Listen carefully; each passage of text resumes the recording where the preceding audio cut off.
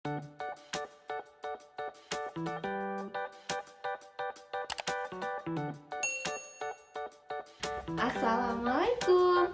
Halo anak-anak soleh dan soleha.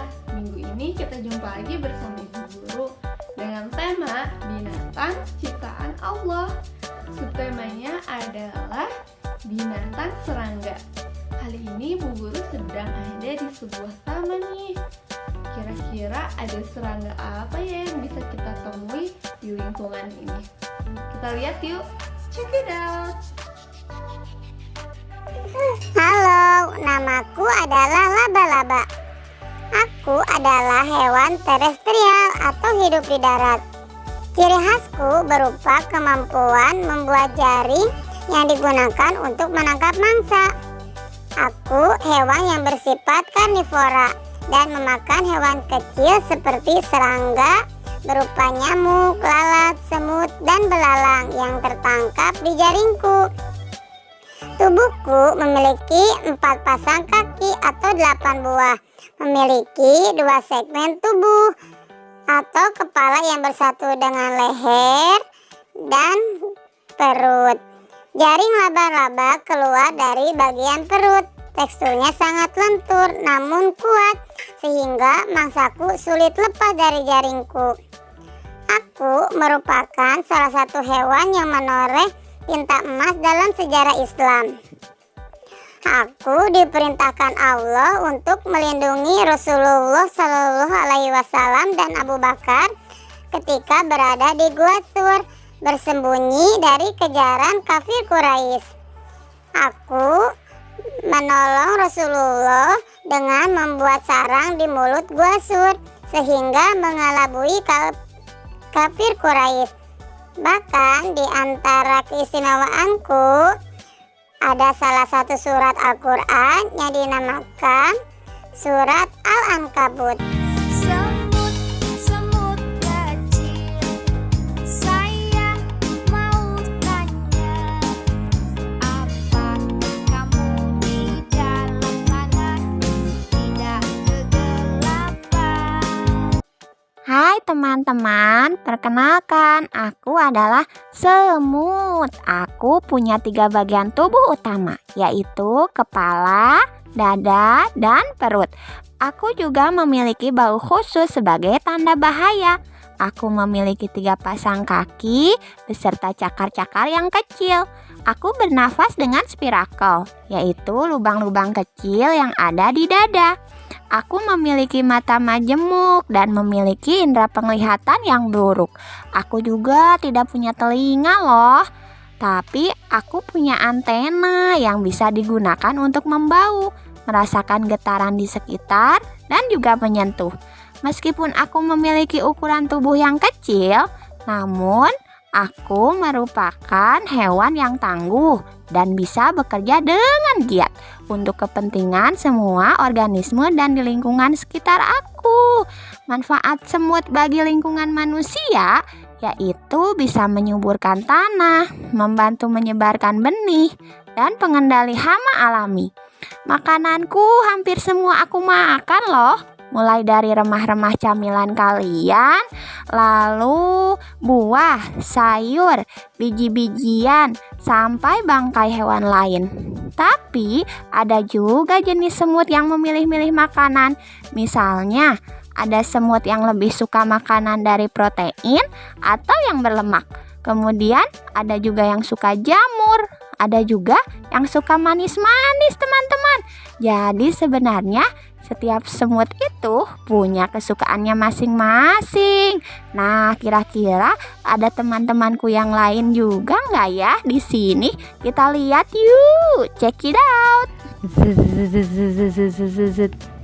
Halo, aku lebah.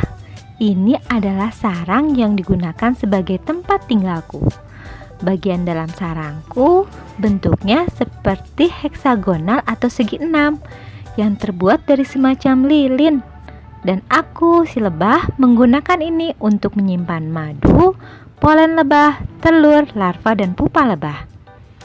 Makananku yang terpenting adalah nektar dan polen yang dihasilkan tanaman.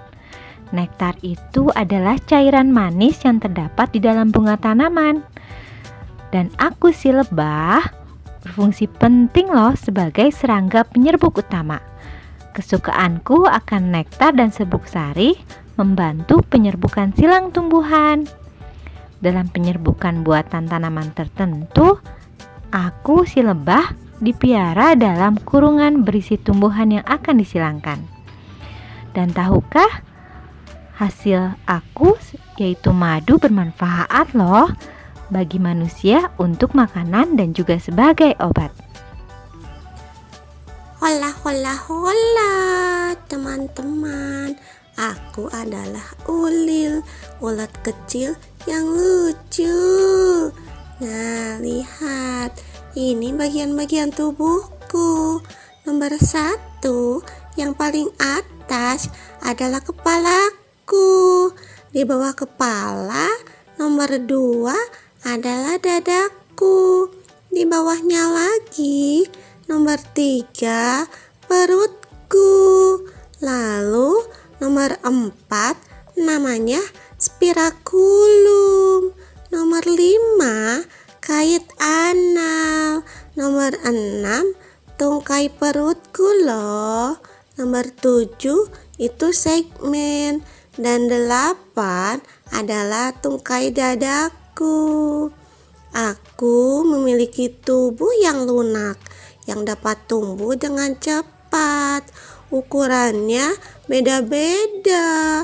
Ada ulat yang panjang, ada juga ulat yang pendek.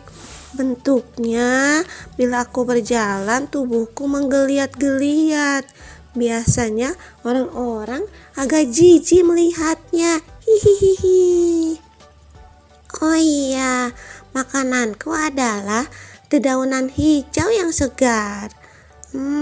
Aku juga tinggal di pepohonan, tumbuhan hijau, persawahan yang banyak dedaunan hijaunya. Aku juga memiliki banyak teman-teman. Ada ulat bulu, ulat sagu, dan sebagainya. Oh iya, jangan ganggu aku ya teman-teman, karena aku bisa saja mengeluarkan buluku. Dan nantinya kulit teman-teman bisa gatal loh. Nah, apalagi kalau sampai menyentuh buluku, nanti teman-teman bisa alergi bentol-bentol. Gatal. Nah, teman-teman, aku atau keluargaku ulat itu adalah termasuk serangga juga. Satu keluarga dengan kupu-kupu dan ngengat. Ayo, tahu kan semuanya tentang ulat? Hai, kenalkan, aku Bella alias belalang.